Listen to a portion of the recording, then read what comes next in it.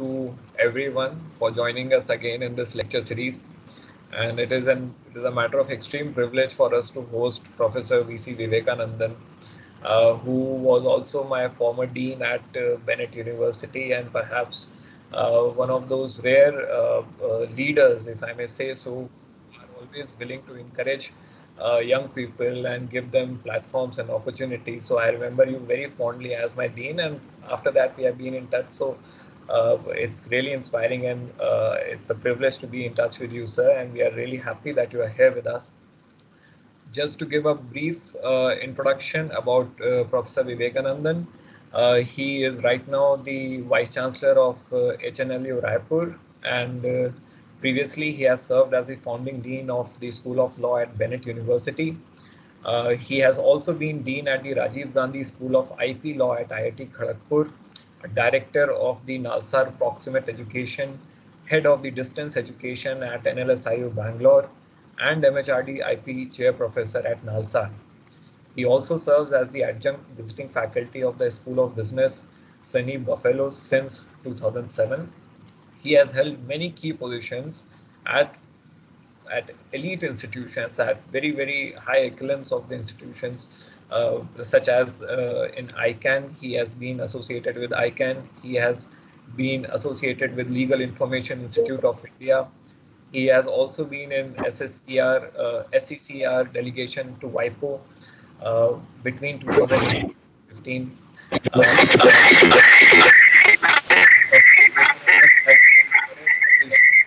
With Maastricht Law School in 2010 and was at Institute of IP Research Tokyo in 2015. His academic teaching and research focus is in the field of IPR, Internet law, and entertainment law. His non-law interests interestingly include music and cinema. Sir, we are very happy that you are here with us, and the topic today is sabre rattling on social media, and this is one of the key topics for the reasons.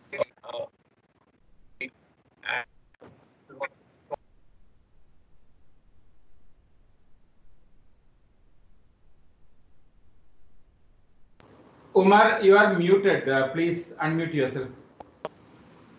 Am I audible now? Yeah, and yes, you are audible. Till when was I audible, if I may know? Yeah, you are audible now. Right. So the topic for today is sabre rattling on social media, and Professor Vivekanandan is an expert in this area, and we hope that we'll be taking a lot of interesting insights. The format of the lecture would be that we'll be having a lecture for around 50 minutes to 1 hour, and that would be followed by a question answer session. I would request all of you who are having the questions regarding the lecture, please raise your hands. There's a raise hand icon in the bar that is visible on the screen, so you can raise hands through that. And after that, we will be taking questions one by one. Thank you once again, sir, for joining us, and over to you, sir.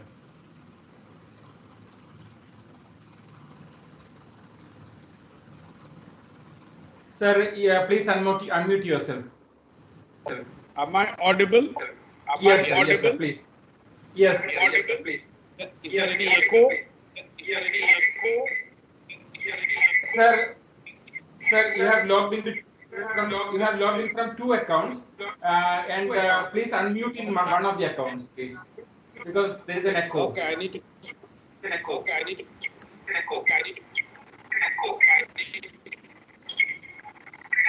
And may I request the participants to mute yourself, please.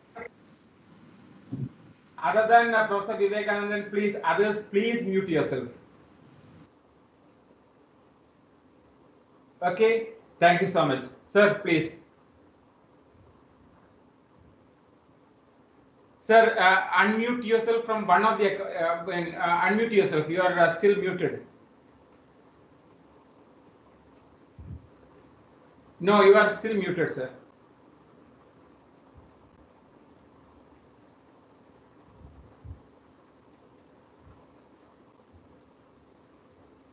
No, sir, you are still muted. Please unmute yourself.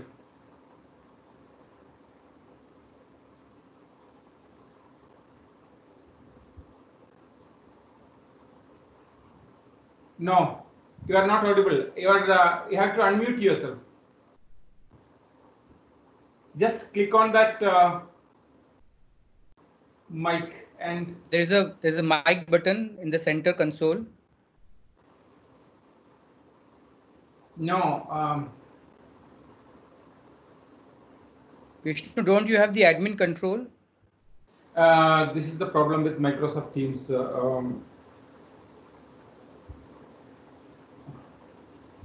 I can just mute, but I cannot unmute. Sir, can you just log out and log in once more, please?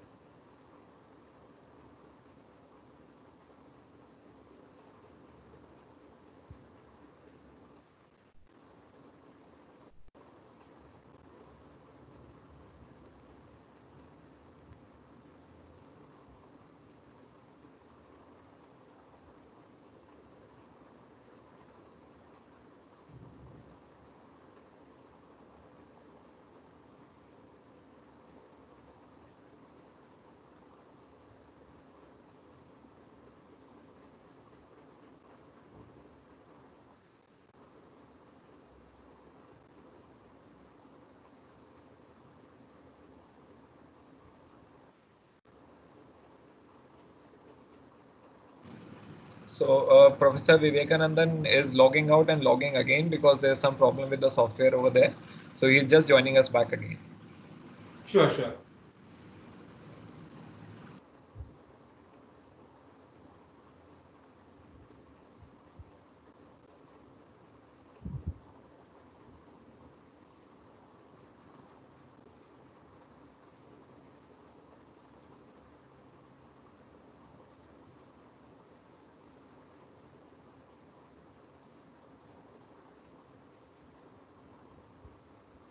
And to the participants during the session, please unmute yourself. And depending upon the availability of the bandwidth, you may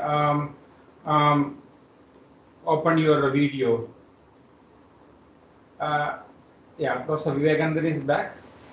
I'm back, sir. Yeah. Now we are audible. Yeah, please go ahead. Thank you. No problem, because another window opened and there was a problem. So let me first not forget the normal formalities of the physical world in the virtual. Let me thank Legal Academia coordinators, Professor Vishnu and Professor Umar, for asking me to join to interact on a subject which I chose. As I said, that if there is a buzzword in COVID times, one is Corona, another is social media. So I'm not telling it's a coronization of social media, but still I'm telling that social media is a very interesting area. I thought I will talk because there are too many technical, legal webinars going on. So I thought I will make a little more socio-legal approach to what we call as social media, and what are we doing with that, or how are we doing. So this is how I want to take. So I have ample time as allotted, but I don't think so I can stretch for that long time, but I thought I will do it about 45 minutes to an hour of the presentation. Then probably can have a freewheeling interaction. Maybe if I know some questions, I can answer, or I can learn from you through your questions to think later what my views are. And let me also little brief you why this topic is little attractive to me in one sense. I had a good stint of media exposure in my career. I started with teaching in National Law School in Bangalore in 1990. And later on in 92, I moved to journalism. I'm not going to discuss about what are the circumstances, reasons, or excitement or problem, but I was part of the media world between 92 and almost up to 97. I was with some of the very big media groups handling, especially mostly I was in business journalism, and I had a lot of insight, and that my academic thing as well as the practice in media also gave me a lot of insights into what media is. So obviously when I talk about social media, So this was something always at the back and part of my past, career. So I thought this becomes attractive. So that is one of the things which I want to tell, the way I'm going to look at it and analyze it more from a media perspective about the world, about the whole world of media, and then we are talking about social media, and probably move towards, how lawyers look at it or legal fraternity looks at it. So if I'm permitted, I think I can share my PPT. I'm going to share my PPT here, right? So I think sharing is happening. Is it sharing? Is my PPT visible? Not yet. Not yet. Yeah, the third button from left. No, I saw the sharing. Am I right? Yes, sir. Yeah, sharing. Yeah. Sharing. Okay. You get my point. Yes. Okay. Until you say will not able to record the contents of the screen until you say quit now.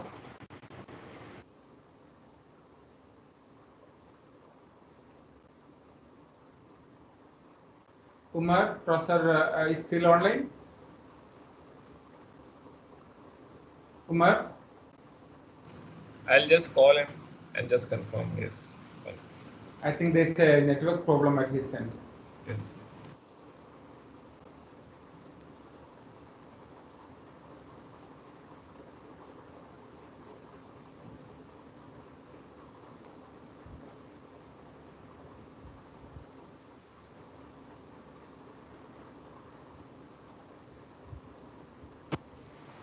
Yeah, he's back. But can you guide me the sharing? I got a share here, right? Sir, open the PPT and just click on that.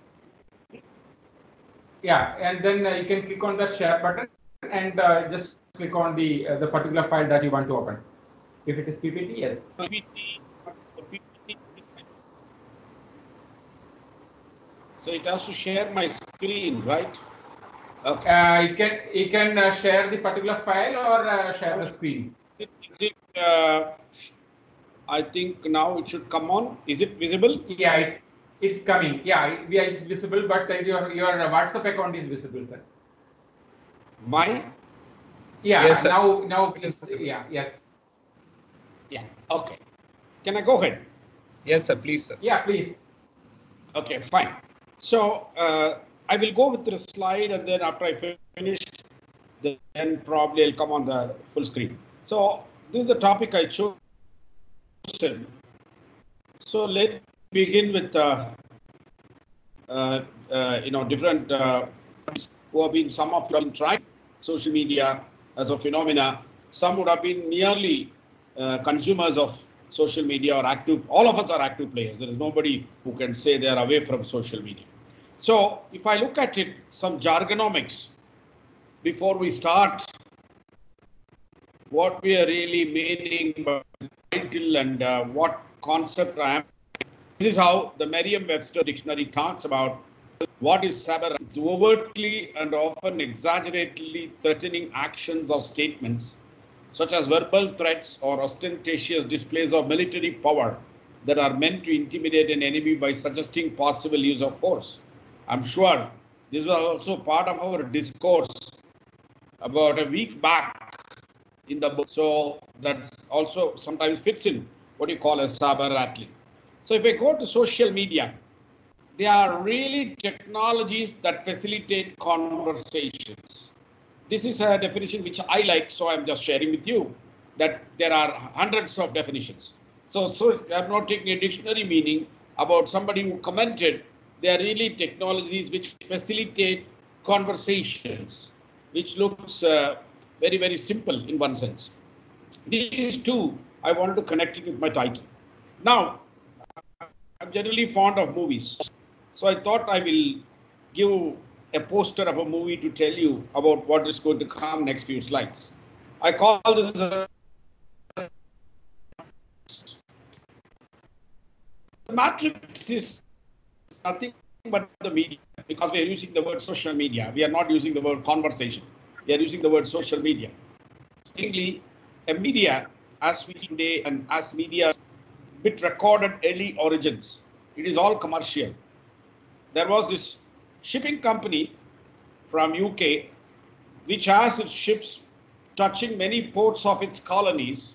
Before the ship comes, brings in goods and then takes new goods and keep going to different ports, they used to send a tabloid which simply contains what this ship is going to bring and what this ship has space for others to put their goods. So obviously that was the first news in one sense among the shipping community, which is a kind of a tabloid which people were eagerly looking about the arrival of few ships. And naturally what happened, the tabloid also started having small items of news items, what is happening in UK, sometimes in praise of the king or the queen, etc. were coming in. So this is interestingly the beginning, unlike we think a big debate whether new media can it be commercial. Interestingly, it is only from the commercial, the later part of the media as a fourth estate came up. So there was a daily advertiser which started in 1730, covered general events in addition to advertisements. It was mainly an advertising sheet. Sometimes they did not have enough advertisements, or to spice up the reading, they put some general events. It was much, much later we call this evolved as an information interface between public authorities and the society. It entrenched what we call popularly as fourth estate. It became a public watchdog of other states much later. It was a heavy price for this role. William Cobbett, a political essayist, was imprisoned in 1810 for an article which he wrote, which the government did not like. In fact, a 1 penny stamp duty was introduced by UK government earlier itself, where they called it as a tax on knowledge. That must be very interesting, that there is a tax because you are propagating knowledge. That is the case. It brought later on, I need not tell you how it, moved as a very important part of, our life. It in other information sectors were brought in entertainment, sports, lifestyle, religious discourse, science and technology, sometimes all of them together, sometimes specialized, media formats, everything came. But if I look at disseminating the current last few decades or a century of media, it is the plural of medium which mediates between whom.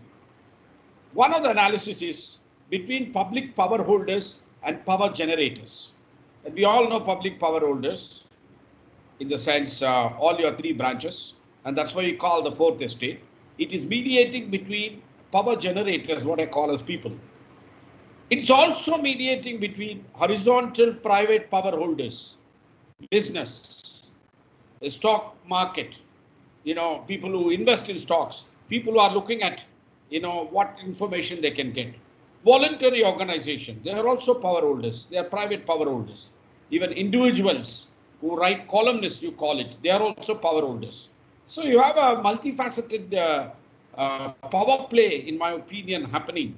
If I want to give a political term to the term media and how it's in the society. Also, it is between public power contenders. Remember, especially not in a monarchy or not in dictatorship, but if it is going to be democracies, you really find people contend power every 4 years, 5 years, or 6 years, and they also need the space and they want to be very, very actively part of this. And also power generators who look into this, which a lot of influence happens through this medium called plural, we call as media. The structural side of media, I'm talking about, later I come to social media, I'm talking the, pre-social media. private and government control. Industrial houses, party control versus independent media houses, or monopoly ownership versus diversity, or global versus national, or national versus regional and local, or traditional versus modern, which I call convergence in terms of technology. So there are multiple ways of looking this from the structural side if you want to analyze the media, because as I said that each of us have strong views about media, but I want to tell it's a very complex structural side. Functional side, also there is analysis. Active medium versus passive medium. I will come to that later, what it means. Socio-political or entertainment, ad-driven or value-driven, ideological versus plural, information versus agenda setting role. There are many ways of looking at it, right? I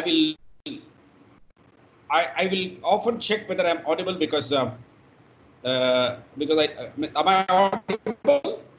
You are audible, sir, but your PPT is not visible now. Okay, now? Yeah, now yes. Because the whole screen becomes PPT, that's why I'm checking. If there is any problem in my audio, please do call me and tell me, right? Definitely. Sir. So I will just explain if I'm getting too thick about these dichotomies in a sense.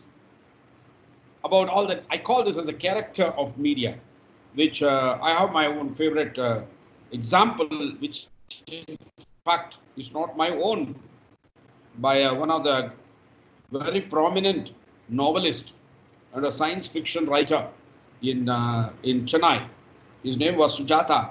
He wrote on his wife's name. He was a screenplay writer. He was one of the very modern novelist and a great science writer in Tamil. And in fact, he was working all along in Bangalore in Bharat Electronics, and was also what I call as claimed as the first person who introduced the electronic voting machine few decades back. His name was Sujata, otherwise Rangarajan, his name. I once remembered, he's a very great humorist, and he wrote once a small bit, because he's part of this media as a novelist, as a commentator, many things. He has his own way of telling. He said once, I did remember, I don't remember the source. He said this interesting thing. He said, presume the world is going to come to an end day after tomorrow. The world is going to come to an end day after tomorrow. What will be and this particular world is coming to the end day after tomorrow is interestingly endorsed by scientists as well as astrologers. The twain shall never meet, but they are meeting now. So it looks like a real reality of the globe that day after tomorrow world will come to an end. The big question is, what will be the headlines of media tomorrow? If the world is going to end day after tomorrow, what will be the headlines of the media tomorrow? He says, Indian Express has this headlines. The world will end tomorrow. Last day for the government to quit. This is your last chance to quit and to prove to people. So this is, he says, Indian Express headline. Then he is telling about Hindu, one of the strong newspaper from South, from Chennai, says, will the world end tomorrow? Question mark. Our reporters are on the field and will give you a factual report day after tomorrow. This is Hindu newspaper. And he says, the third one, Times of India, which reads like this: the world will end tomorrow. Last day for 80% discount on all advertisements. Now, you may wonder, what is this? Simple. You got a paper which is characterized as what you call as hitting the government.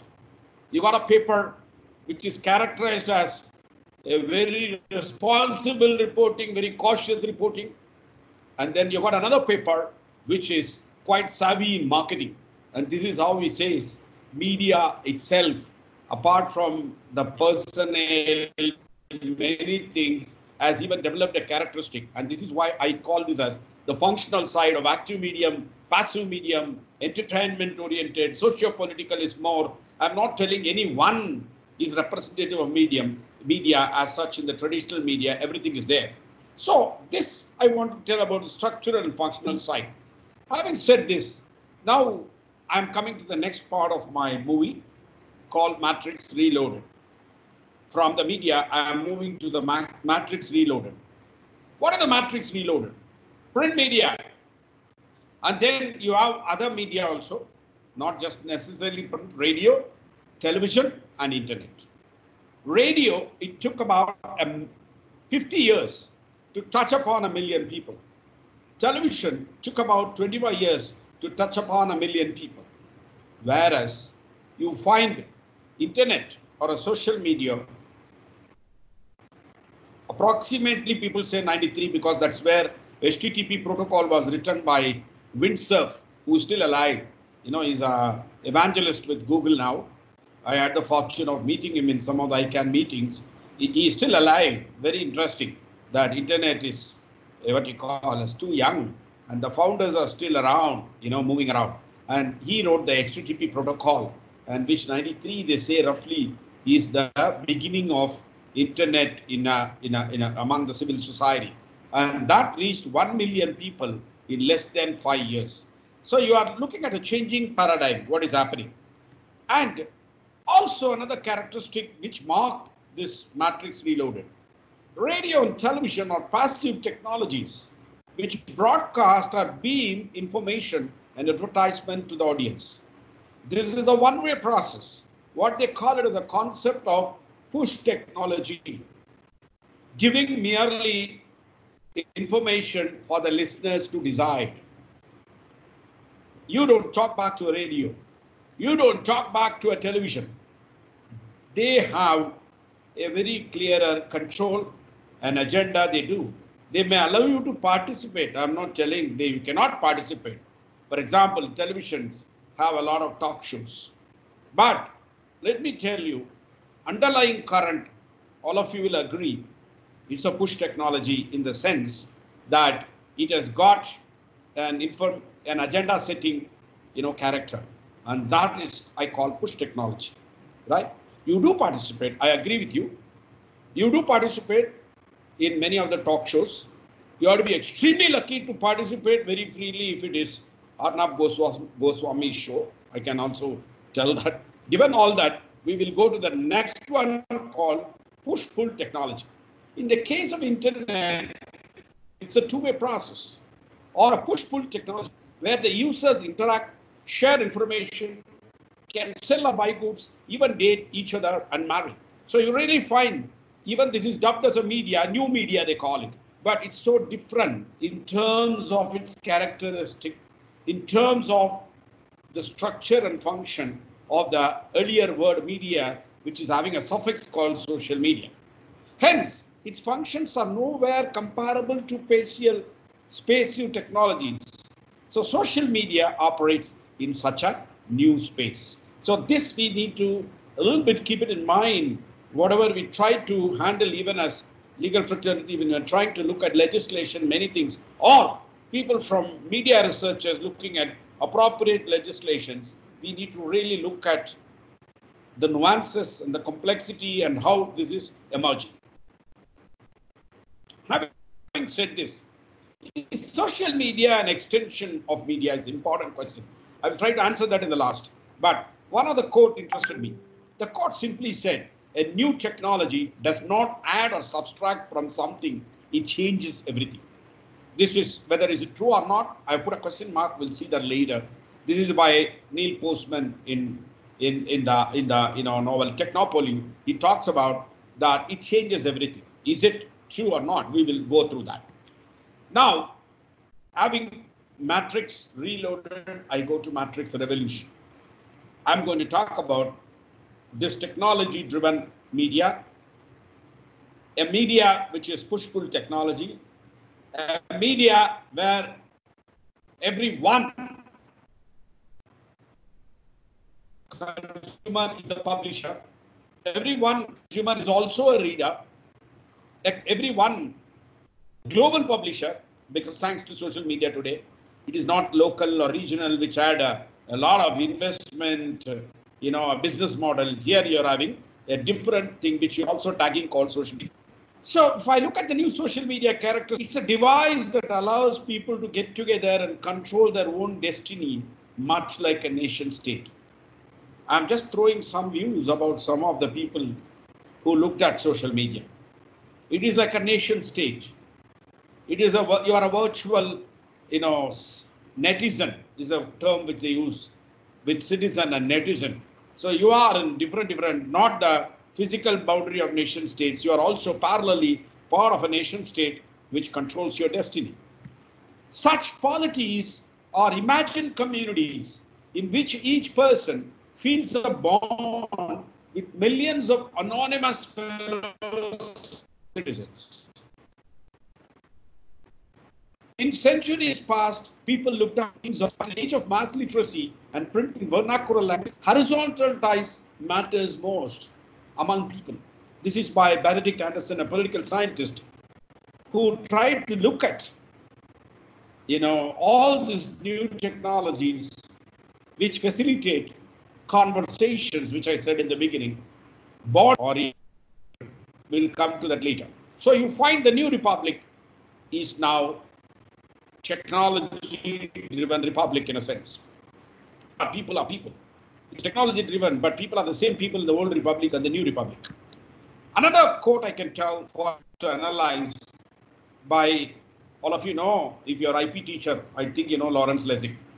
Lawrence Lessig says, online communities were transcending the limits of conventional states and predicted that the members of these communities would find it difficult to stand neutral in this international space. So when your communication mode and your interaction was limited with your limited knowledge and understanding around you, probably you talked about your village. Probably newspapers brought in about a little larger area where they were printed. And probably radio brought in more what I call as people together about various spaces. And television, obviously what you call as brought in the globe into your drawing room. And they all brought, and as I said, but they all had what to bring in, what to do, they were deciding. You were happy to see that. But here is a case where you are also becoming not business getting global, individuals getting global, knowing things around, forming solidarities or giving voices, all that is happening. I need not tell about, Frank Lloyd or many of these recent, even in Indian context, about the custodial death, which is very, very hotly pursued in courts and other places. You really find this is a space which otherwise was quite limited in earlier area. What are the important characteristics of social media technology for those who know this or not reflected upon? Communicative in nature, that's what the first part. Easy to generate content, easy to share and reshare information, high speed.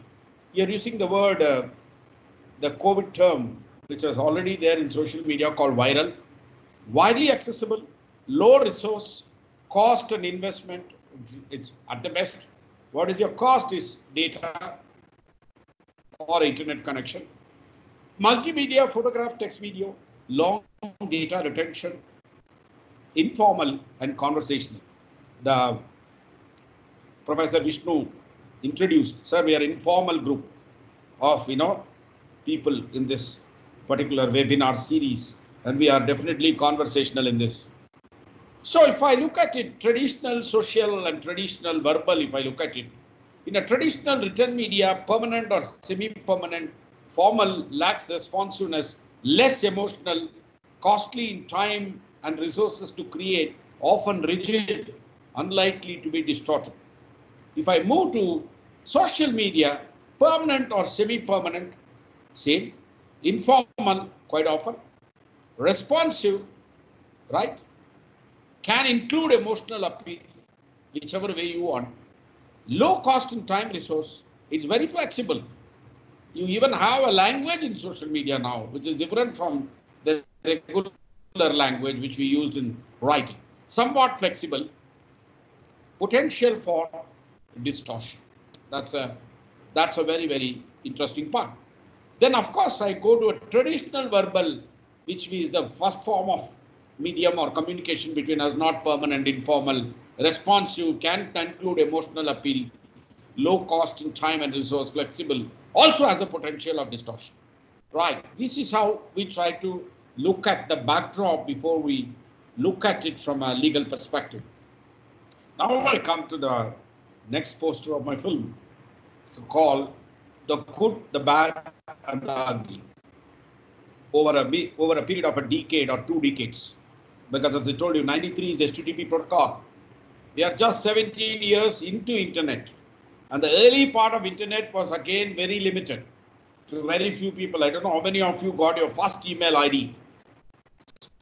Definitely not 1993 unless you are a technologist in IIT or somewhere. Most of us would have been in the mid 90s or late 90s. We would have moved into the world because it was only beginning, HTTP protocol, www, all that. And then it took a lot of time or a fast-paced software and other developments, which fully bloomed into what I call thing. And probably WhatsApp was the latest addition in terms which we are all using in a very big way. Literally, we are now sharing even articles in WhatsApp, and many things people say do WhatsApp, because I doubt whether we are going to email, which has become very burdensome, like earlier handwriting, method of doing things.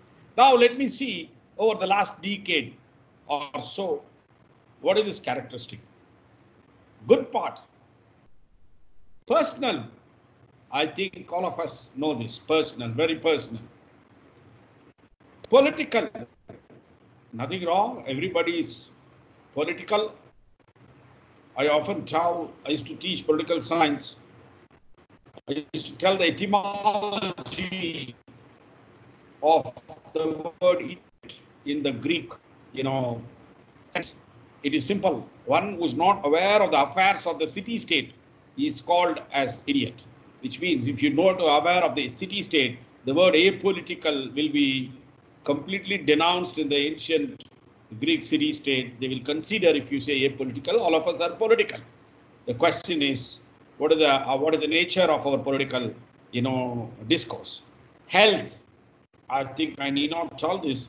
This should be the first one, or second one, or we combine this. Every day we are getting messages about our safety. Are you okay? All that. Humor. Even the terrible times of COVID has produced a lot of memes and humor, because beyond a point, we consider that antidote to the fear and depression what we have. Spiritual, now maybe it is not allowed to congregate, but a lot of people are looking forward to the, what I call as, to forces other than humans. We do trust humans, we do trust doctors, we do trust health workers, we do trust policy makers to an extent, but everybody prays. Educational, like we are not going to be bogged down. We are doing this webinar, which is also educational. Then I come to the bad part. We all know defamation, false news, trolling, and since I'm an IP teacher, I am also very minor way bringing in called IP infringement, which quite often happens right inside the social media platforms, or if it is even looked at whether there is an IP infringement. So this is the bad part I call the good and the bad. And the ugly part is there always: obscenity, stalking, instigation of riots, coordination of criminal activities, cyber espionage, terror coordination. Right, all this is happening. A lot of things are, there are people running drug racket, and you can do it through Google Pay and get it. So you really find They are not people who are, they are technologically savvy, a lot of things what's happening. So you have all this combination of what I call the good, bad, and the ugly. Now, I come to the next part of the presentation, which is again a movie poster. They called The Empire Strikes Back. If I try to summarize what all happened so far in my presentation, I gave you about media, how it happened and how it acquired certain characteristics and how it acquired certain complexity. Then I said, enter technology. When I said enter technology, I need to qualify here. Technologies have always been part of human life. People say that, what you call as technology is new. No, technology is never new. The very first time when two Flintstones were rubbed and fire came, that is the technology of the time. So human, not only human beings, even other forms of life, all of them have their technologies. It is, this technology is the in thing now, but technologies are constant in a way, and they are revolutionary at different points of time. So at that point, you had Flintstones.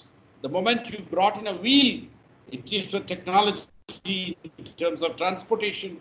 You brought in printing press, technology of knowledge dissemination. So technology is a constant in one sense, but the what I call paradigm changes, how many people it engulfs, how many people who are put in, that is the whole thing. That is why I was telling you in the beginning that radio, television also were luxury to some at a point, whereas internet and social medium through telecommunication, gadgets like mobiles as brought in. It is estimated now, if you leave very infants, because the average internet and social media ability is 2 years, they are telling the children. And then if you leave the very people who are in a, what you call as in a very spiritual mode, not looking around the world, if I remove that people from 7 billion people, I think now internet or social media or one other way is touching almost 95% of the people. And that is where the speed which this technology has engulfed compared to earlier technology. So in one sense, what I wanted to tell is the technology was related all along. I'm sure I'm giving an imagine. What would have happened when two Flintstones were rubbed and fire? Probably they would have got terribly scared that fire comes out of two stones, which they knew only happens in nature. Then they would have rubbed again, curiosity and experiment, and they would have thought, fantastic. Now, fantastic, they can get fire anytime they like, and they can cook food. That's a big part of, getting or generating fire whenever you need. And then you can use the fire as to light a lamp and to see after the darkness sets in, you can see probably what you call, quote unquote, if you go to any city and see in your internet, there is a column called nightlife, they call it. So this nightlife was possible because you had the capacity to generate light through fire. So all these were excellent. But I do imagine, I don't have any research record for what I'm saying. Sure, in that period of time of Flintstones, somebody must have set fire to somebody's house using Flintstones. That is disaster. Then what could have happened? Maybe the village council at that point of time or the tribal head would have called all the people, had a discussion. Then they would have asked the question, who done it? This particular setting fire. Probably, in my opinion, then they would have had the first regulation. Please, whoever is having Flintstones, bring them and register here. And we will tell who can have Flintstones. They said, okay, this kid did this. No, these kids cannot have Flintstones. Only the adults can have that. And probably the adults have Flintstones. In what conditions, do's or don'ts? Probably. This is a nice way of imagining what you call how law regulations would have come at a point of time. And then probably what you call as there would have been a black market of Flintstones. Because government is now producing Flintstones and giving you, or it authorizes sale of Flintstones. there should have been a black market business of Flintstones. This is my imagination. I didn't read it in the famous cartoon serial Flintstones. You must be reading. I didn't see that, but I was just, I'm also a vivid, reader of comics, and Tintin is my favorite. And so I used to really read and then imagine in different positions how that particular time, some regulation rules would have come. So what I'm trying to drive, technology is constant. Governance, law, regulations were also a constant. So they allow technology and then probably they move forward and then try to encircle the technology with a certain proposition, how you should use this technology for good, how certain technologies can go bad, how to stop that, or how technologies cannot be for an ugly side. This is, and again, what is good, what is bad, ugly, I leave it to you. What is ugly, what is bad, what is good is a matter of power structure again. So what I'm trying to tell, this is the generic thing which moves on to, throughout centuries. So technology and law, if I bring it now, is very, I call it as a very interesting or uneasy bed partners, technology and law. And I can little brief that the difference and also how they are interrelated. I can just say, I take few minutes to tell you that I often ask this question in some of my internet law classes, that I give a statement stating technology is a product, or most often, technology is a product of a single brilliant mind. Technology often is a product of a single brilliant mind. Then I ask the next question. If so, law is a product of, I give a dash. I ask people to answer. Of course, people write, say, politically correct answers like social justice. People answer best governance. Then they say that, what you call as majority opinion, all that. But I always felt, and I many of the places where I ask this question, I don't remember they come out with this answer, which is a little hilarious, sarcastic answer, which is good for us to reflect. If technology is a product of a single brilliant mind, law is a product of collective frustration. I'm sure. Think back, you will all agree. It is a product of collective frustration. In the sense, I don't think so any law has been passed unanimously anywhere in the world, because the nature of technology, as I said, is extraneous to human beings. Whereas whenever you see the nature of law is nothing but about us. So naturally, when you say about us, even though I have an English word called us, the us is divided in many, many ways. As, Amartya put it, multiple identities. And so we align sometimes, we don't align on certain things, then we have a different identities. So you can now imagine between this interface between technology and law. And so obviously you cannot predict a law for a future technology. You can only look at a technology on the roll, and then you're talking about a law doing a catching up game. As an American professor said, that technology is the speeding car, always in the curve. And law is the officer trying to give a ticket to the speeding car and misses it in every curve. And when I say this technology and law gap was, could be bridged in many times, but when this internet, and we are talking social media, inter alia internet in a sense, is very different in the sense, by the time you grasp, by the time you understand what to do, then you really find that the character and the operational thing is changed. And since your law is a very slow, ambling product of collective frustration, it stands gasping or it stands, astonished about something else is happening. So let us understand this particular part, which one of my senior professor used to use the word putting a square peg in a round hole. And this is where I'm trying to talk about regulation. So, but nevertheless, we all have something, a concept called governance. All of us are, as I said, political, social animals, that we do think that what is good governance, what is bad governance, which is a good party, which is not good party, all that individually we have our opinion, and group wise and collectively we do, and we have an exercise in democracy called elections to bring in.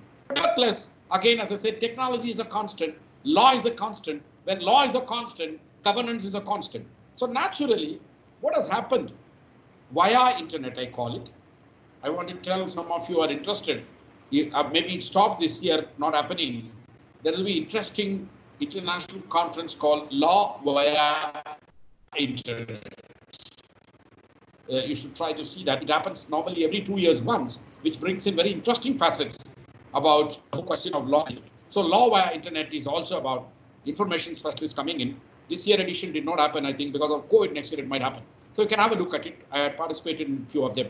So in that sense, I call this poster, The Empire Strikes Back. Means how successful or unsuccessful, we see that later. When I say the word empire in my euphemism, it is the power holder. Remember, who is the power holder? You and me, in a different sense. There is a very clear constant power holder which we call Government of India. Then there are power holders, as you said, media is a power holder, shaping that particular power holder. And academia is a big power holder, all of us professors.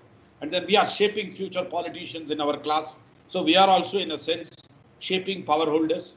Or rather, if I put it the other side from the formal, informal, I said in my beginning, power generators. So you really find suddenly this power holding, which has been by and large managing technologies like Flintstone or wheel or printing press or radio or television, suddenly is dumbstruck. Suddenly looks like in a highway, when you drive a car under your headlights in a dark highway road, hits at animal standing in front, and the animal's eyes are staring at you, the glistening eyes, you can't see anything else. You can just imagine you must have done when you did a highway driving. And that is the kind of expression, I call it, for people who are power holders, who are part of the regular world, I call the physical world, and manage a virtual world. The virtual world is entirely different in its structure and function, what I said, and also looks highly unmanageable in a sense. So what is the solution? One way is simple. You can shut down technology, right? You can shut down technology. And shutting down technology is not good for government, and it's not possible, and it's not feasible. Technology is always on the march. What you try to do is a bit of regulation. And the regulation, how far the regulation, quote unquote, are reasonable, fair, and equal, on otherwise, how do you shut down? I always say that even the word justice, which we all from law school day one, we start looking, and till we finish our career, we're talking about justice. But what do you call us? If I'm going to ask what is justice, and again I'm telling you there is no clear answer what is justice. It is very simple. If I win the case, justice is done, and if I lose the case, justice is derailed. So as simple as that. So if I look at all this, I come to the last part of my presentation so that I can have some interaction. Is called The Empire Strikes Back, or trying to strike back. What is it? I'm just putting, I'm not going to go in depth. I want this as a kind of a tip. If you're not analyzed this area, I know some of you are done. Even Umar shared an excellent article which is written some time back, which is very thick of what you call a social media and law. But many of you who are just peeping into this particular new area, which is a very exciting and new area, rather a virgin territory for you to look into many more, thought process. You can see many of these are the connected legislations in Indian context. not exhaustive, I'm just listing constitution, intermediary liability, and then IT rules, emergency provision, even IPC, which is part of traditional media, which can also be brought into social media. If I look at the US approach, which is, I call it as a country which is technologically wired, WIRED. Sometimes I misspell it as technologically weird, whichever way you look at it. US approach is, since they are much advanced in terms of introduction and functionality of this, you have a little more elaborate process which has been done called blocking or taking down, preservation letter, emergency disclosure letter, letters rogatory or MLAT. I'm not going to, this is not a classroom, even though some of the slides I used it for some classes, so I didn't have much time for editing. Very quickly, if I go through, take down notice, you know, on online hosts in response to court orders or allegations that the content is illegal. And preservation letter is talking about digital records, how the service providers have to, you know, keep certain things which came in the late 90s with what I call a safe harbor provisions of very many what I call platforms which are part of social media. Emergency letter, the provider in good faith believes in emergency involving danger of death or serious physical injury, which has a original concept of clear and present danger in US, you know, jurisprudence. And this is part of the United States, you know, way it is dealing with social media. Or disclosure letter, immediate action needed to prevent death or serious injury, is again used in few cases in the United States. Letters rogatory is also a method if you really think, because I said there's nothing local, there is nothing national about social media. It is straight away starts global, ends global. So in such case, you will see operationally a lot of things are done from your traditional borders, law of the land, to moving towards another law of another land. And so this is a very, very crucial part which United States jurisprudence has been applying in terms of dealing with social media. The MLAT is Mutual Legal Assistance Treaty, is an agreement between two or more countries for the purpose of gathering, exchanging information. And so anything relating to internet or issues to social media, whether social media is fully coming, it will come little later. IPC route in Indian context, sexual harassment, which I said the ugly part, you have IPC, which is also often used, not necessarily you have to go to IT Act. People, and as lawyers, you know, forum shopping, which is the best way to really deal with a particular situation, is an advice by a lawyer in IPC route. And IPC and IT Act both can be combined many times. It's not necessarily either or, both are being used. And also, I'm not going to take a IT Act class now. These are all some of the slides which I have to just to indicate for you to go back later. You have your own musings after my musings today. So, having these things, I would say that it has now entered into prosecution.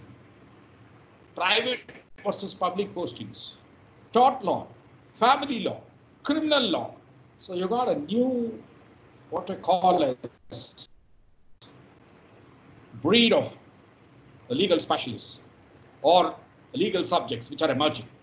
What is it? If I just give a snippet to you, a father's negative comments on Facebook regarding the mother led the court to conclude he has a hard time separating issues from children's issues and were partially responsible for the award of the custody to the mother in a case. Look, finally, it is a Facebook jurisprudence happening. And why I said that it is so borderless, and somebody even said the biggest nation state is Facebook because it has the number of billions of people in Facebook can be more than any nation state. The number of races, religions, and cultural background of people in Facebook can be more than any nation state. At the end of the day, one of the important part of nation state, all of you know, is international recognition.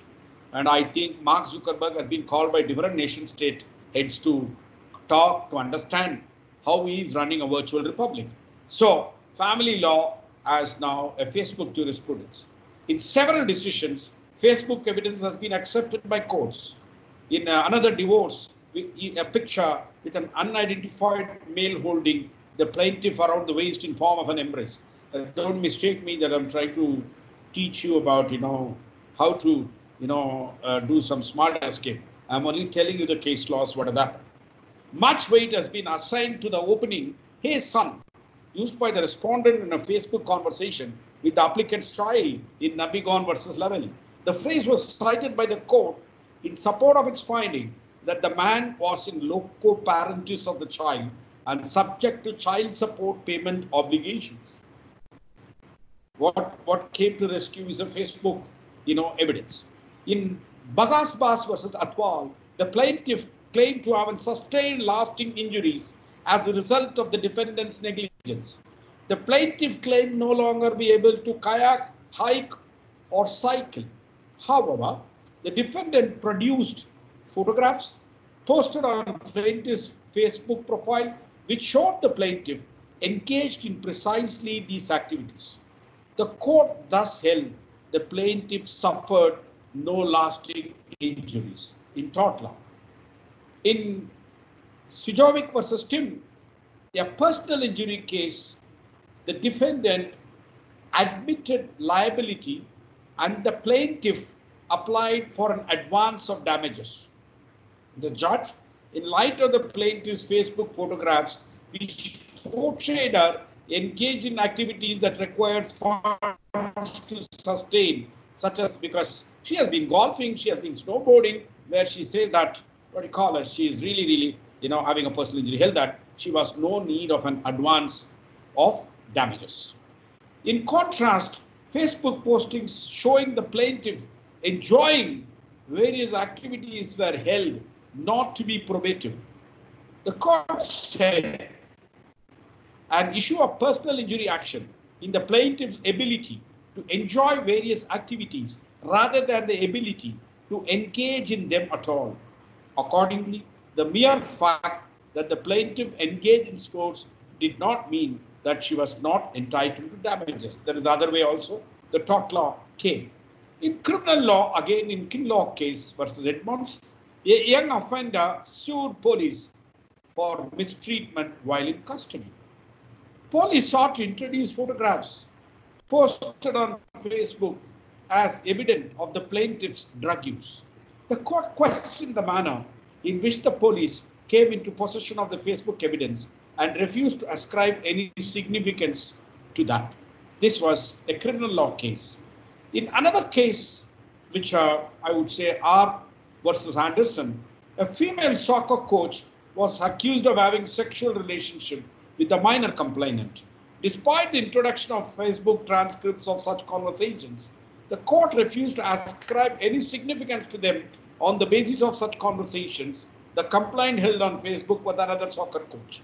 The court held the messages to another soccer coach contained some of the same languages as the message exchanged between the complainant and the appellant, further lending credibility to the assessment that the messages were nothing more than adolescent chatter. I'm only telling some got a bad effect, some could come out of that, but I said that now this has become not a private conversation, but it's entering into a domain of lawyering. It enters into a domain of how cases are being worked out on this. This is where I want to tell it is moving. In Brickman versus, in another case, R versus Brickman, a Facebook log assisted the court in retracing the victim's location shortly before the murder. While in R.B. Brown, the accused attempted to conceal his drinking prior to the drunk driving arrest by contacting the bartender who had served him on Facebook and urging her not to reveal his alcohol consumption to the police. So you really find the younger lawyers who are more technologically savvy and who are really looking into the social media are also using as a tool of litigation. As I said, I need to add, it is not only personal, spiritual, etc. Now, social media is also a professional tool to sum up in these cases which I stated. So I do want to, what I call as a little bit conclude my discussion.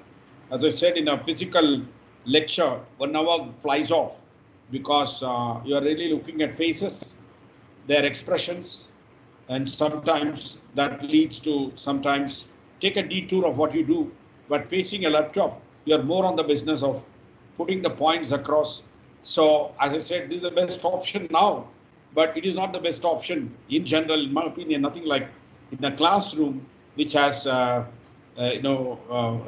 expressions of faces and a little bit of the presenter moving into areas looking at faces or certain things, and naturally people raise hands in between, that doesn't get disturbed. But in webinar formats, mostly we complete and then take interactions because of certain restraint on how do we participate in a webinar. So as I want to conclude now, I would like to put it, this is a cartoon which appeared in '93, which I said, the advent of the internet in a commercial scale. Internet, all of you know, is a vintage World War II product. It was ARPANET, which is the British and the American collaboration between some, what I call as specialized computer, quote unquote, those days, specialists and the military, which looked at internet from 1940s. And you all know that is nothing but a method of connecting sources without being intercepted, like in Telegram or in Post, etc. They wanted an auto route of the messages to reach the desired destination. How do you do auto routing? If something is blocked, it should find its own route, and that is what internet is all about in the beginning, conceptual stage. And that's why they converted data packets, which found a route which is not necessarily shortest in physical terms. In physical, we know what is kilometers, which is the shortest route. This one all happens in a jiffy, but it takes a route which is free and moves. That's how internet came. But it was until '93 when the HTTP protocol came in. The computer illiterate can also be part of internet came in '93, which everybody can get in. Tom, Dick, Harry, or Mary can come into internet, was facilitated by HTTP. Again, very rudimentary even in terms of reach. But in the early '93 itself, New York Times ran this cartoon because it was really looked at something very, very different, the whole internet, which I am inter alia talking social media, because it's so different. And you won't believe, it is not governments which brought in what I call as facilitated internet or brought in legislations. They were also curiously lawmakers, governments, and many of them are curiously looking this new phenomena. And in fact, it's interesting to mention at this point, some of the basic foundational principles, I call it, by the founding fathers. You may ask who are the founding. I said Windsurf, and then there is www, creator. All of them, a few of them said in the beginning that it is, in a sense, very interesting Marxian concept. If you are all aware of the Marxian concept, the borders, will wither away. Or this concept of nation state, which according to Karl Marx is a particular stage of history. And then when you really move to a kind of auto mode of governance, these artificial borders will vanish because he gave primacy to economic as the foundation, and other superstructure, etc., is only stages of production and related, outcome. So he said it is a world without borders. Frankly speaking, internet came as a world without borders, even now in a great way. That is why I said it was a challenge to the traditional concept of the actor called the empire. I use the word empire, whether for small, big government, whether governments which are more autocratic or less autocratic, whatever you mean. So you really find in that context, the founding fathers said at least few things. One, if I do distinctly remember, they said any type of censorship of internet is a fault line in the architecture of internet, or otherwise internet is such an architecture which is quote unquote free, and censorship is auditing such freedom, and any type of auditing of something they considered as a fault line in the architecture which will lead to the architecture facing many issues or even cracking. This was their mind. They said this is the first quote unquote free world. Very interesting one part I want to tell.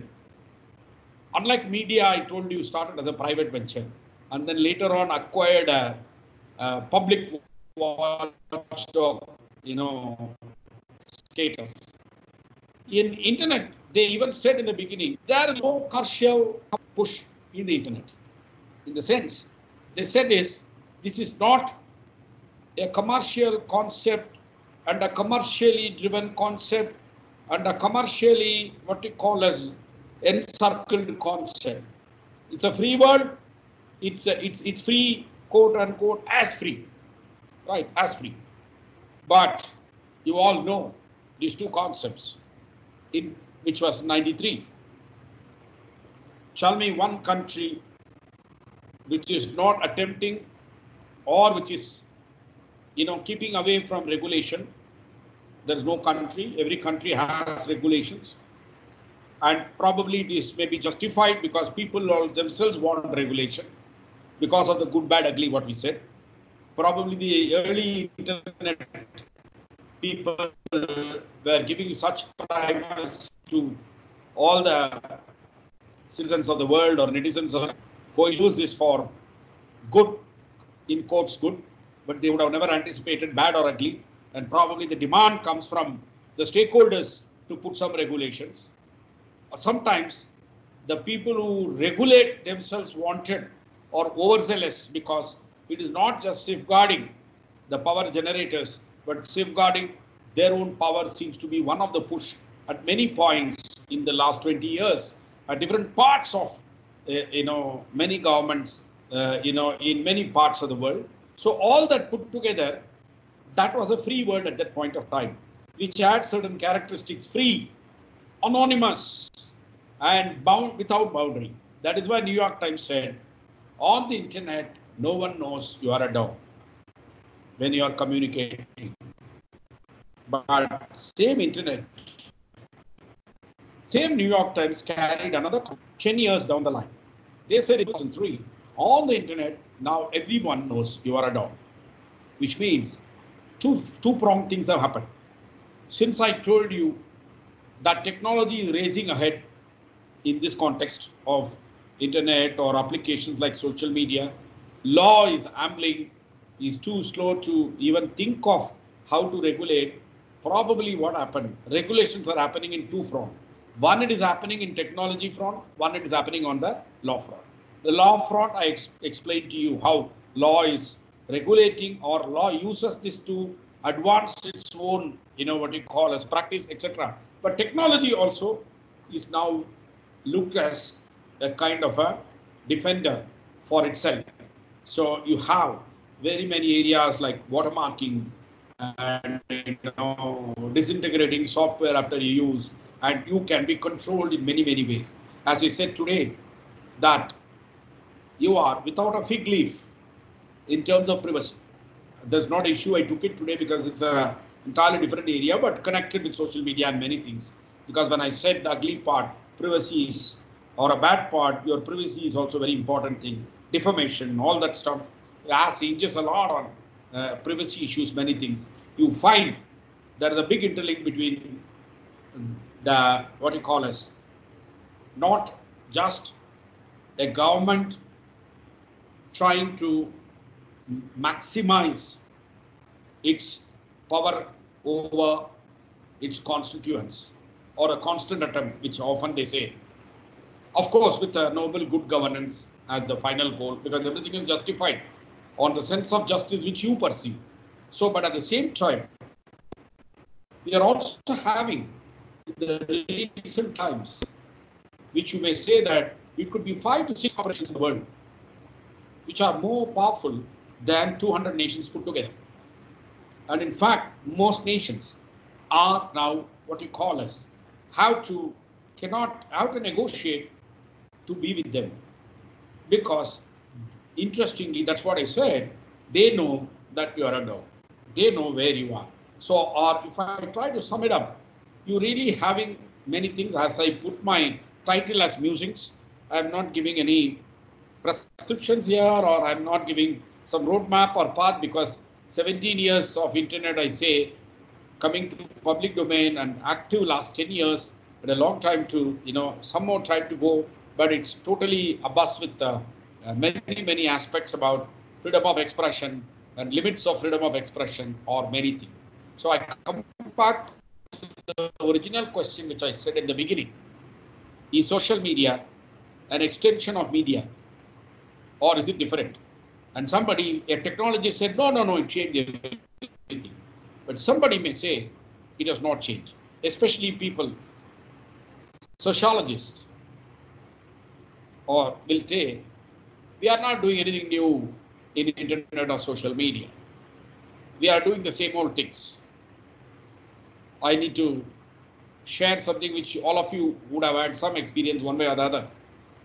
In my high school times, one of the, what I call, secret sharing will be in the class. Simple. Suddenly there will be things going in the round. What is it? I studied in a boys' school, and then they say that, hey, go to the restroom. So what is that in the restroom? We run around that day to see, and somebody would have done a graffiti in the restroom. Of course, we are not a co-education school. We are only a boys' school. The graffiti will be about a teacher. And all of us will giggle and come back after seeing the graffiti. And we think that no social media, no internet, no nothing. But is it different from now? The answer is no.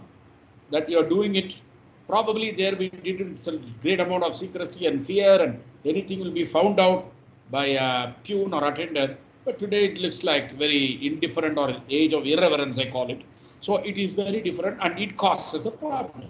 As long as this was in some graffiti in a wall, which is only known to a group of students, and then it could be whitewashed, and then nobody could see later. It is very different now. The gravity of the spread of this also brings in the gravity of the bad and ugly part.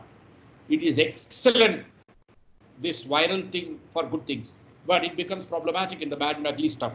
So that's why I said the media and social media, if I connect and close my last slide for to interact later, it's simple. Is social media different? I'm bringing in one of the oft-quoted, what we call as comment by John Hofstede, a Canadian writer and also an activist for Right to Die. He said, the demi-world of journalism is like the funhouse mirrors that one finds on carnival midways. Of course, these jargons are more Western Canadian or American. You say carnival, what we call it as festival, Kumbh Mela in a big sense in India. In one reflection, you are too fat. In another, absurdly thin. In another, with a flat head. In another, without a head. Bizarre reflections, without resemblance, most times of your image. The only difference is, however, unlike funhouse mirrors, the distortions are rarely edged. So this he comments about, an incisive comment about the world of journalism. If I put it in the world of social media, again, as I said, what is actually the social media reflection of things around us? As you said, it could be flat, it could be flattened, it could be without a head, etc. It could be a distortion on many things. But nevertheless, as we are part of the media world, we'll be part of the social media world. And in a sense, it is individual responsibility, which I call, or group responsibility, which you call in social media, is called quote unquote self-regulation and ethics. And there is also an attempt from outside how to bring social media, when it goes beyond a point, to legal accountability and how to stop that. So if you're, I think each one of you would have been an administrator in one or the other WhatsApp group. I am also an administrator, very enviable job for my entire family group, which are spread out in few countries and few parts of India. And it's very tough. We have young, old, and girls, women, men, and you can understand how families are very much, joyful, gossip, how they fight many times. So it's a very, very difficult task as an administrator of a big family group. I sit in the social media and do manage, and you find in many social media people quitting, coming in, and most importantly, many administrators telling you, "Hey, don't post this. There is a news item that the administrator will be arrested, or somebody cop said that they'll be arrested." So all this happening. So I would say that it's churning out, and what are the arguments about good, bad, ugly is still on. I think I will close at this point of my presentation and the opportunity given to me. And now I leave it to the organizers to take it to the next stage. Thank you so much, sir, and for taking us through the discussion on the good, bad, and the ugly, and strolling us through the jurisprudence as well. The insights that you gave were very, very exciting. Now we open the floor for asking the questions. If we have certain questions, the process is, because the voice got cut in the previous address, if you have any questions, please raise your hands by pressing the hand icon on the toolbar. And in the chat box, we have one question by Mr. Babu Goda Patil. Sir, can you please come online and switch on your mic and ask the question? And maybe Professor Patil can introduce himself. Yes, if you can also introduce yourself and then ask the question to Professor Vivekanandan. Mr. Babu Goda. He's professor. He's professor in Salkokar Law College, Goa. All right. So Professor Babu Goda, I think he's not online as now. You can read it, please. So we will take the question, the next question, that is by Mr. Kamal Yash Sahwal. Sir, you are invited to ask the question, please.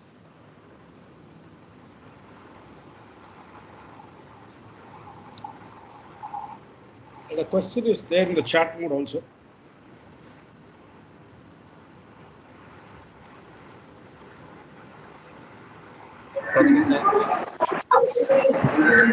Hello, I am Patil. Hello. Yes, Professor Patil. Yes, Professor Patil. Please go ahead. Yeah. Hello. Hello, sir. Thank you very much for your illuminating session.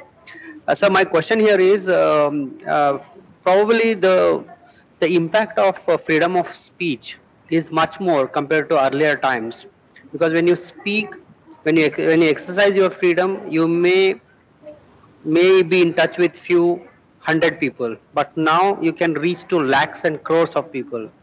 Now in this new era of revolution of communication technology, any kind of change you suggest in the freedom of speech and expression?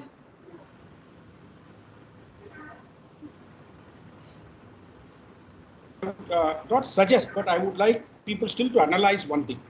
That is, as I said, that your expression many times is in a context and in a geographical space as different things. For example, what are the standards of freedom of speech and expression varies in different what I call as geographies. You all know that one of the things which happened some time back was a Danish cartoonist who did a card drawing Prophet Muhammad in Denmark. And then there was a retaliation worldwide about that. But I would say that in a pre-social media, pre-internet era, what you have done within a setting would not have even what you call as traveled or upset many people or anywhere else. But today, as you said, it is global. Then the complexity of freedom of speech and expression, which is not same way, I'm telling you what is freedom of speech and expression, is different within our generations, I would call it. As the younger people today, what they say, I have been in 30 years in teaching, right? what is my understanding of an acceptable freedom of speech and expression of a student when I started teaching is different from what I am today. Right? It probably, if I could evolve with that, I'm really looking at it very differently. So it is too complex to, when you said freedom of speech and expression is not a very flat, thin line where it is something acceptable everywhere. There's an old adage called be a Roman in Rome. So many times, what is the language you use? What are the expressions you use? What is the sensitivity you use? Keeps. So all the more what happens, I would call it that there may not be one set of yardstick for freedom of speech expression in a medium which you consider moves everywhere. That is the whole thing. I remember the one of the famous thinker Umberto Eco, he said recently, which was quoted by one of my friends, in a bar, where they go for a drink, if you find somebody talking some nonsense, they will go and give him a slap and tell him, shut up and go. And he will go, shut up and go. He says, what happens if they come and talk the same thing in social media? How do I slap? And how do I solve the problem? He said. So it's, as I said that, look, that the best part is that you can reach the world. And the problem part is that the world on certain things are very unified. But on certain things, they are very different. I worked in ICANN. Probably many questions will relate to that, the broader area. I worked in ICANN. At the time when I was part of ICANN, one of the referral to us in our, what you call a policy making group is about a company in the United States which wanted a separate domain called .xxx, .xxx, which is the euphemism for pornography. So they wanted .xxx, like .biz, .com, like that. They wanted .xxx. Their argument is we put all this together so that anybody wants to have some blocking, etc., they can. The problem in ICANN was they said it's all different countries. All countries are together. So they said, what you mean? .xxx is banned. Pornography is banned, especially Middle East, India, and some of the countries. They said, no, sorry, there's no discussion. They were contending ICANN is not a body of moral setting standards. You tell me what is the global morality on this. Some Scandinavian countries are telling they are right. American government itself is telling they are neutral on this. The whole question came not even allowing or not allowing. Is ICANN, which is the global internet governance body, is it mandated setting moral standards for the world? That is the philosophical debate now. And you won't believe it went on for 2 years. And finally, those who advocated there should be a moral setting standard for the world by ICANN could not really bring out. And finally, let me tell you, .xxx was registered. So we are talking about a virtual world which is borderless. But as people, we are in borders, we have identities. I hope this explains the huge complexity when you deal with what I call as simplistic yardstick of freedom of speech expression across in the internet-driven social media. All right. Yeah. Meanwhile, Professor, can you unshare your screen? Professor Okay. Do you want Vivekanand. me to understand? Yeah. Because Thank you so much. Okay. Umar, please. Yes. May I have Mr. Kamal Yash Sahwal to ask the next question? And please introduce yourself. Mr. Sahwal.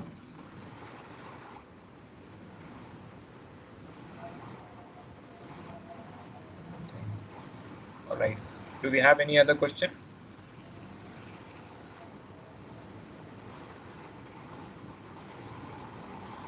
Yeah, we have Arpan Acharya, Anju Value Tiku ma'am. Professor Arpan Acharya, please go ahead. Hello, sir. This is Arpan here. I hope everyone's doing fine, and so are you. Sir, I was just wondering what you have to say. I mean, especially with the recent fracas about Facebook, Twitter, and how much power that they actually hold over the American political process, or even the political process of other countries also. It's just that it's very apparent in America right now. What would you say happens to the concept of, say, sovereign power, or the traditional concept of sovereignty and the nation state? And because these are the corporations who are increasingly now deciding who gets to speak, whether you get to speak, how much of what you say is palatable. And in fact, they have their own committees, which of course they have like arm's length committees, which then decide as to whether they are in fact trampling on civil rights or not. Like Facebook appointed Sudhir Krishna Swamy recently to their committee on to basically hold them accountable. So I wonder if you have a take on this. I mean, I understand that you previously also had huge economic formations like, Standard Oil at one point, who held really large amounts of economic power, and eventually the nation state actually broke them up and sort of fragmented that sovereign power that they seem to hold. Do you see something happening like that, or is it qualitatively different? Yeah, I would say that my reaction is simple. It's not quantitative or qualitative. That's what I was telling in some ways in my presentation itself. This is radically different. Not qualitatively and radically different, as I said. As much the nation state as a concept is being revisited in a different sense. What is sovereignty is part of nation state. That's what is the physical world and virtual post in many ways. And there is definitely a power realm, because people are real, and there'll be a power realm happening to control or to, what you call as to get upper hand. But I would say at this present time, it is taken up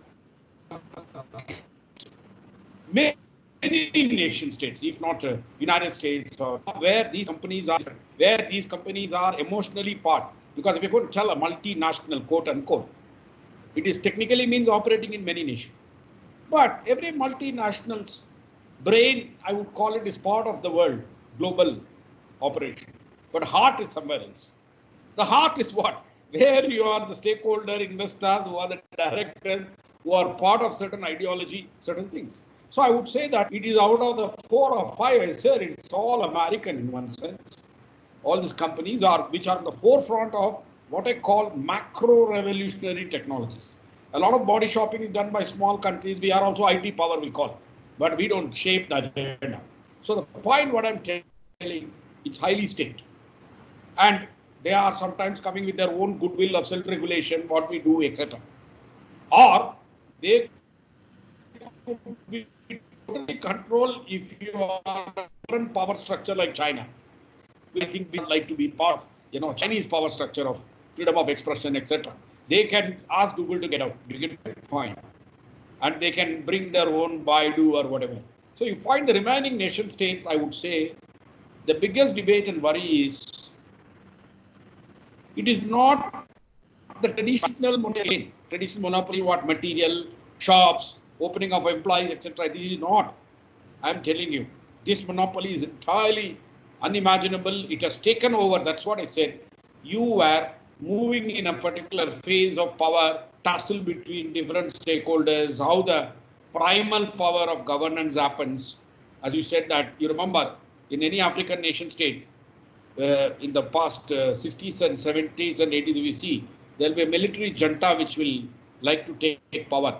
You know what they do? They go to radio station. They take over radio station. That we have taken over, the president is disposed of, lay your arms. Different groups of people in different parts will listen and lay down their arms. And then they run. This is not the case now with internet. Internet is not, as I said, in a centralized place like a radio station or television station, where it can be that you're on the move, you can do many things. That is how, many things came out. So as I said, there has been a constant huge power struggle in a triangular way, I would call it. One, the traditional power holders, and the new emergent power holders, what I call the technopolis, if you want. And third is the one who are either bystanders or cheerleaders, I call it, the people, or people who suffer. So they are also trying to do independent liberal thinkers, a sprinkling of academics, a sprinkling of few people who like to break the monopoly, who even tell monopoly is bad, and even in a power structure, if it is spread out, it's better. Sometimes we understand the mistakes and move. So this is a tussle. So you would say that currently the tussle is often point, I call it, between the traditional power holder and the new power holder, like the techno, what I call as empires. And you must have remembered long back, it is now out of the news because BlackBerry was out of business. In a sense, BlackBerry did not want to locate their servers in India. Their USP of BlackBerry is simple about the privacy which they gave it to the consumer, which means, they had the servers in Canada. And that's why they were a preferred thing among corporates and many things. When Indian government said we need to do real-time monitor messages, if it is a threat to the etc., we need real-time access to your servers. We just said nothing. Either you have your servers in Mumbai or Delhi, or shut down business and get out. And they thought some time. First they resisted, then they accepted because they can't lose business here. Because we were one of the big users of BlackBerry. Now BlackBerry is out of business in many ways. I don't see that it is going to. What I'm trying to tell is, this was the stages sometimes, and again, how powerful a country sometimes. Probably still India is big. You saw Chinese apps were banned. So which means what? There will be some reaction on the other side. Size of the country matters. Even I don't know whether we can stop Google and say if there is a friction with any policy of US. China could do. And China could, their whole governance structure is different in one way, but it's not the case with others. So it is, you need to find creative ways of having a little more balance with the traditional quote unquote sovereign. Little more balance, that's all. But sovereign itself is now getting shed. That's what I'm trying to do. I'm a little macro sounding because I'm telling you, I really don't have imagination about putting some law or things here.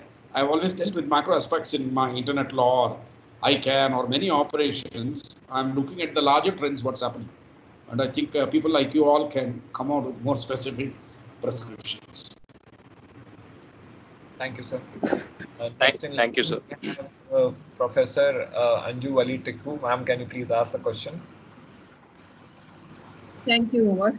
Namaskar, Professor Vivekananda. Let me confess at the outset that I am a novice to this area of media law and all that. My main focus has been criminal law. So I was just looking forward to hearing from you on some important maybe policy decisions or important court judgments pertaining to criminal law field with reference to regulation of social media. You did talk about torts law and criminal law from UK and other jurisdictions, US, but I'm afraid I was looking forward to some Indian counterpart decisions and policies, which I would be glad to, I would be able to look into and form an opinion and find out and tread over this path. Second point that I certainly want to find out with you is that we do understand that there have been, on account of certain circumstantial contingencies, ban on internet imposed in certain geographical territories within India. And there is that whole lot of controversy about the privacy debate and the communication and freedom of speech, etc., etc. And there have been cases from the Supreme Court, and there have been appeals, and it's still going on. What is your take on the ban on internet, given that you say that there's the good, the bad, and the ugly? Is it that the differential approach adopted by the Supreme Court, recognizing the policy decisions of the central government, is always the right way to deal with the with the media, wherein there can be certain important good aspects challenging. So, for example, recently, if we talk about quote unquote, I'm not siding with anybody, talking about the recent killing of Vikas Dubey. We do not know what happened. So I'm not taking sides. I'm just trying to understand from you that how would you like to think about, and as a neutral person, what is the lead or what is the take that you would talk about, being a person having the knowledge about this particular area and having uh, been occupied with media houses also. Okay. I would like to hear from you. I will quickly respond to you in 2-3 points. One is the first part when you said about criminal law perspective towards social media. You know, basically you said you are specializing in criminal law and looking at social media. I have not done anything. As I said, I'm revisiting social media, which I used to do some lectures about almost 6-7 years back. And suddenly I thought, because I'm concentrating on IPR, General Internet IT Act, etc. Social media with that, and I thought that'd be a kind of a freshening thing in very typical areas of law, which many webinars are happening. That's why I brought it. I would rather say that contact Dr. Umar, who has done a very interesting article on a few aspects of criminal law and social media, which he shared with me, which I read with interest. He has done it about 3 years back, and so I'm sure that he'll be able to share with you. And that is the best, because I don't have any stock in my except thought process about how this internet law moves. Coming back to second, third question about what is happening about privacy, many of these concepts. Again, as I said, it is a very churning out, evolving thing about the word privacy itself. In many, that's what I said, quote unquote, there is a privacy, what West thinks, there is a privacy concept and understanding sociologically what am I right? Well, till my college days, I'll tell you, any letter which comes to my house on my name, right? He will open the letter, he'll read it, he'll keep it on my table. Dare not, I went and asked, why did you open? Because it was a very unwritten rule that all my thoughts, everything is controlled by my father. And we have happily accepted it. Happily or without what is privacy in another sense. Or probably when some much later stage, if you ask entering a room without knocking by a parent will be a very strong intrusion into privacy. So I'm really looking at generational ways of privacy. How do we look? And then we are even putting judiciary would have been almost my age in Supreme Court and High Court, looking what how much they appreciate, etc., compared to younger judges. So we need a lot of matrix in this about what is privacy in that, and privacy is purely privacy or which lead to many other issues about few gender justice, etc. Many questions will come. All the controversy of a locker room, would you consider the privacy among boys?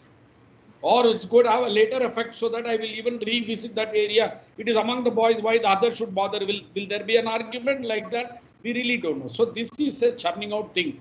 But nevertheless, we should be happy in one sense.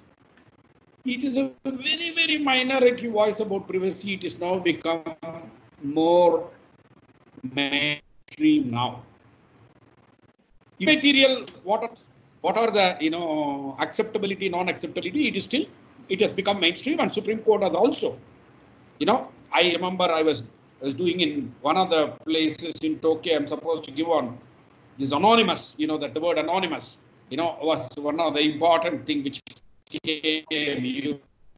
Face mask of anonymous. At the time, I gave a presentation. Even a particular judge said that we have to be like, and we have to shut it down. Was one of the idea. So again, when I say judiciary, they are individualistic, they are pluralistic, and they are also products of their own understanding and concept, many things. So that is one part of the word privacy. As far as privacy in technological thing is concerned, it is very much we require a lot of technological understanding about what is the provision of a Facebook privacy, what is the provision of a WhatsApp privacy or whatever it is. That is again technology linked way of keeping data and sharing data. So as I said that we are in much early stages about, and probably to an extent we are looking at Western jurisprudence, what is happening, and try to suit it. If I have to borrow Prime Minister's slogan, so we should be vocal about local when it comes to concept of privacy, whatever, looking at this is outside what is happening. That is part which you said, I want to delimit. Extrajudicial things are part of, Indian practice in many ways. I just may not have nothing to do with social media. But if somebody is putting that in social media, their freedom of expression, will that also be pulled down as considered something you are against? Because I see a lot of television debates happening that you're not supposed to comment anything also. That is very, that definitely will worry everyone. And we will also laugh at, at one level we are skin back some level, and the vanguard of freedom of expression is media. And I am surprised the mainstream media, I'm not telling particular group or this, many of them seem to be not the vanguard of multiple voices. They seem to be the vanguard of their own strategic interest. That is for us. But let us not bother as much. Print in America. Print is literally dead. It is just free on your own subscription. New York Times can run. Social media will be the antidote, in my opinion. If the so-called vanguards are to be controlled, social media will come in. And there will be an attempt on social media also to, what you call as go overboard and put it down. This is a constant battle. As I told, somewhere I wrote that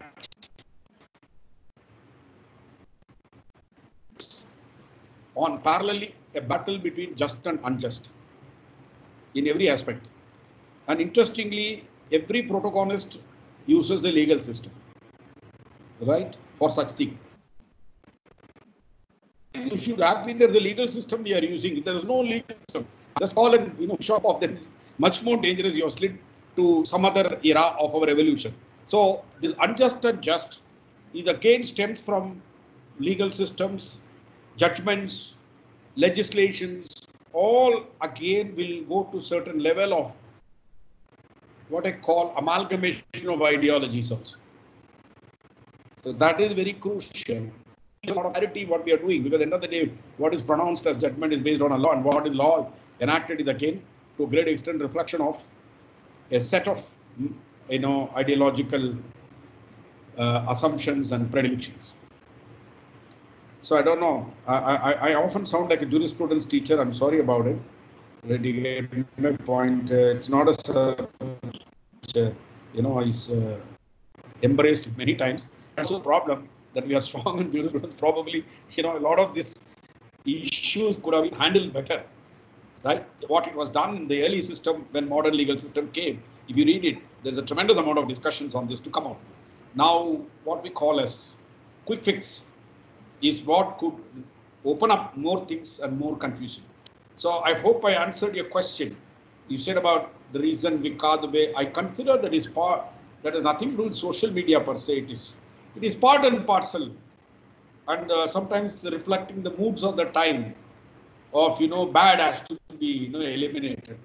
That due process, legal things, people consent, or sometimes escape. They will get a good lawyer to defend. The world is better off without these people, right? That may be the very ordinary person's immediate reaction, justifiably so. But we are different in terms of thinking. What happens to you and me if the same set of circumstances are or what you call as done, then we will have a different worry about asking these things. Political parties will have their own, what I call as scoring points.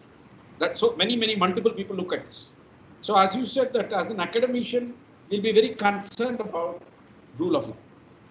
And I'm sure judiciary will be concerned, Human Rights Commission will be concerned, because many of them looks like make-believe stories. May be true, may not be true, we'll come to know what it is. You get my point. But as you said, the mood that I call as terrible, it should be out of this world. is a kind of a strong judgment without sometimes understanding how this will play out in a different circumstance. Well, thank you very much for that clarification. And as far as jurisprudential aspects are concerned, I'm more than happy to hear that, because I happen to be a teacher of jurisprudence also. Now, when I talked about Vikas Dubey, it was not from the standpoint of the processes, rather it was from the standpoint of the information dissemination, that quickly we got to know overnight within few seconds that what happened, where happened. So it was not from the standpoint of criminal processes, rather it was more to understand the power of social media. Well, thank you very much for that elaboration and clarification. I look forward to hearing you again on media and law somewhere at some point of time. Thank you very much. Thank you. Pleasure is mine. Thank you. And perhaps due to paucity of time, we will be winding up with this question. And I would invite Dr. Risham Garg to deliver the vote of thanks for the wonderful lecture given by Professor Vivekanandan. Dr. Garg. Yeah, thank you. I mean, it's my proud privilege to deliver the vote of thanks and maybe say a few concluding remarks. Very enriching deliberation. So I was just looking at the Merriam-Webster dictionary defines saber rattling as overtly and often exaggeratedly threatening actions or statements that are meant to intimidate an enemy by suggesting possible use of force. Simplistically, it may also be illustrated as saber rattling has connotations of posturing and blustering, like a parent telling a child, "If you don't stop, I'll do something." These days, apart from the private law usage issues, there is also a considerable use of saber rattling in the domain of public law, governance, comments on government policies, international diplomacy, predominantly highlighted by the USA American President, Mr. Trump, also the Chinese Global Times newspaper, which is the mouthpiece of the ruling Communist Party of China, etc. In India also lately there has been no dearth of saber rattling on social media. So much diplomacy these days seem to consist of saber rattling.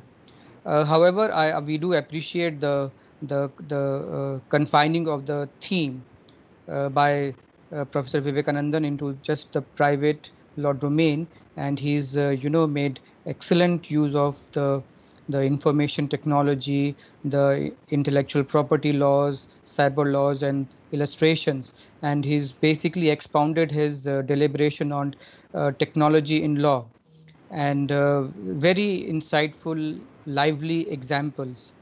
And I will certainly, like to also mention specifically that there has been a good use of stories, caricatures, toons, examples like Flintstones to make the technical topic interesting, use of all the resources and online teaching techniques that are being greatly utilized and improvised by teachers nearly every day. Another very pragmatic and unthankful job of WhatsApp group admin also has been interestingly commented upon by Professor Vivekanandan. The use of cases and illustrations enlivened this deliberation, in addition to being also enriching the participants as a valuable refresher session upon the theme. You made a very thought-provoking comment of law as a product of collective frustration. I appreciate the thought-provoking questions and constructive observations by our colleagues. On behalf of the Legal Academia Group, I extend my heartfelt regards to Professor V.K. Vivekanandan for his erudite presentation. I thank one and all for your kind participation in this webinar. I wish all stay safe and healthy. Thank you.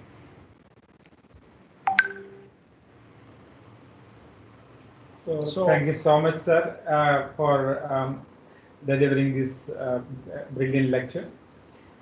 Yeah, thanks, Umar. Thanks, Risham, and thank you everyone who are present here. Yeah, thanks.